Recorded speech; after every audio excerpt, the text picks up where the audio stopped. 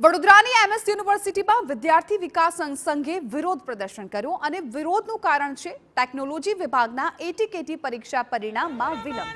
તેમણે યુનિવર્સિટીના સત્તાધીશો અને પરીક્ષા વિભાગ પર બેદરકારીના આક્ષેપ કર્યા અને કહ્યું કે પરિણામ સમયસર જાહેર ન થતા વિદ્યાર્થીઓ નોકરી નથી મેળવી શકતા, સાથે જે વિદ્યાર્થીઓને વિદેશ જવું છે તે પણ નથી જઈ શકતા।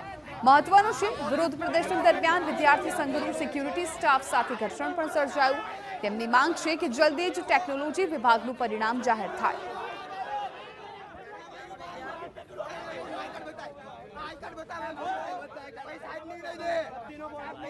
ટેકો ફેકલ્ટીના ફાઇનલ યરના માત્ર ને માત્ર 30 થી 40 વિદ્યાર્થીઓએ ઓક્ટોબર મહિનામાં એની પરીક્ષા આપી હતી એટીકેટીની, જેના 80 દિવસ થઈ ગયા છે।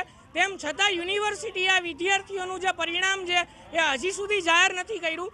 આના ફળ સ્વરૂપે આજે ફાઇનલ યરના વિદ્યાર્થીઓ છે નથી પ્લેસમેન્ટમાં બેસી શકતા, નથી એમની નોકરી મેળવી શકતા, કે જે વિદેશ જવાના છે એ વિદેશ પણ નથી જઈ શકતા। રિઝલ્ટ 45 દિવસમાં આપવું એવો કોઈ લેખિત નિયમ યુનિવર્સિટી દ્વારા બહાર પાડવામાં નથી આવેલો, પરંતુ એક ટ્રેડિશન છે કે ખૂબ ઝડપથી રિઝલ્ટ બહાર આપી દેવું જોઈએ।